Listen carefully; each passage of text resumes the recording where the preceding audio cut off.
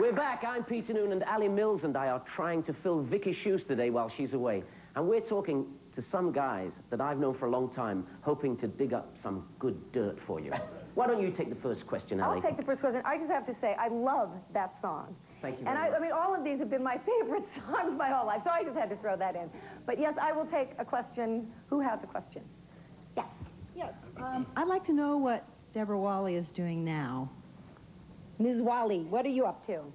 I'm writing and producing. I have a series of children's videos, Native American children's stories called Grandfather's Good Medicine that will be coming out soon. I have a book coming out called Grandfather's Good Medicine, and several other projects too. A book called Last of the Blues, and all for children. Great. Michael, excuse me, sir, you have a question? Yeah. Would you stand up, please, so I can see? Oh, good, he's not too big. Just for little Anthony, what advice would you give young performers today that were just starting out in the business? Become an accountant. Oh, you got about a year? What could you say? You know, the business is a bit different today than it was when I started out, as it should be. Tell them to go to college and get an education. Yeah, get an education, go to college, right. I mean, you got to know first you got to know your trade, and you got to have the confidence to believe in that trade, that you can do and perform or sing or whatever you're doing. And if you got that sort of thing, you got to go to the basics. You know, the basic thing what Gary said, you got to get your education, because today it's much more complicated than it was business-wise. That's why they call it show business. It's more business today. So you got to get the education, and that's all I can tell them.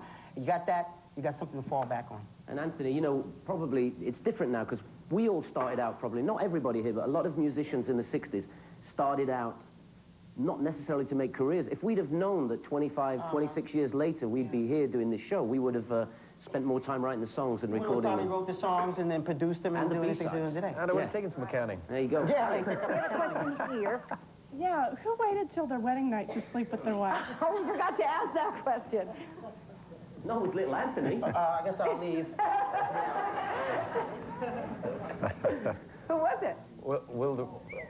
Well, I guess in the conversation that I had with, I guess that answered the question.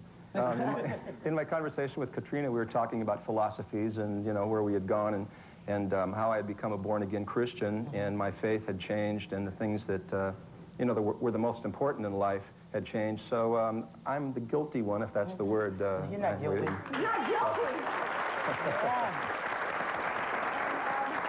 I know for a fact that this is your lovely bride, Shirley. Stand up and let everybody say hi. Hi, Shirley Kay. How could you hate? I want to know. How could you? Well, it was really fast. He proposed to me, and we were engaged after 3 weeks of our first kiss. And then we got married 3 months later, so we didn't have to wait. But we've known each other for several years, dear. Yeah, he's been my best friend for a little over 3.5 years. Oh, great. Well, we'll be right back. All right.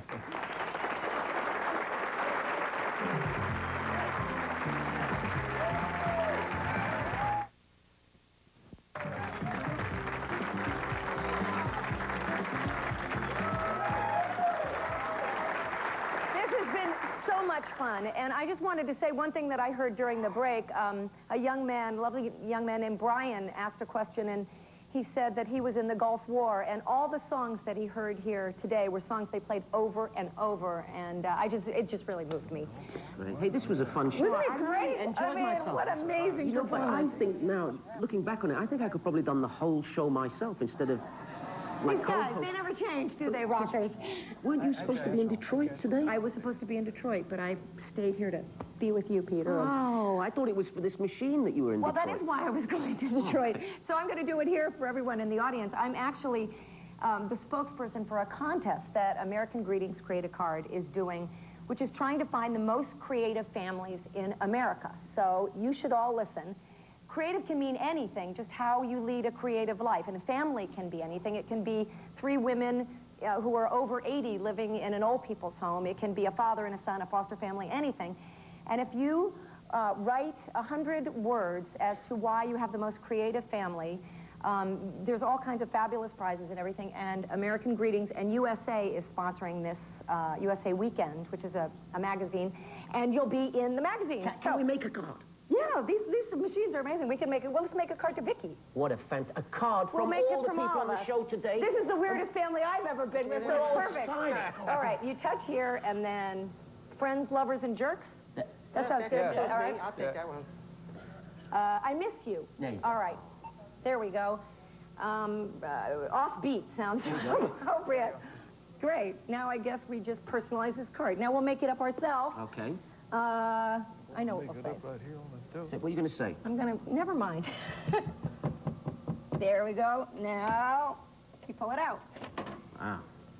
How's that? Do we miss you, Vicki? Doesn't it look like her? And inside it says, Dear Vicki, we had a perfect day. Now before we get in our cars, we gotta say, Vicki, you've got guts leaving the place to these crazy rock stars. That doesn't really rhyme totally, but Mom, Allie, Peter, Little Anthony, Gary Puckett, Mark Lindsay, Deborah Walley, and everyone at the Vicki Show, we love you. We love you. Let's go over there and sing a song. All right.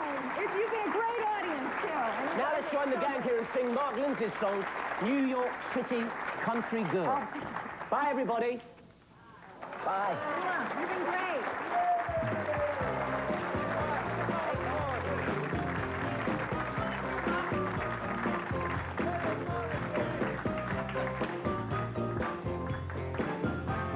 Are we ready?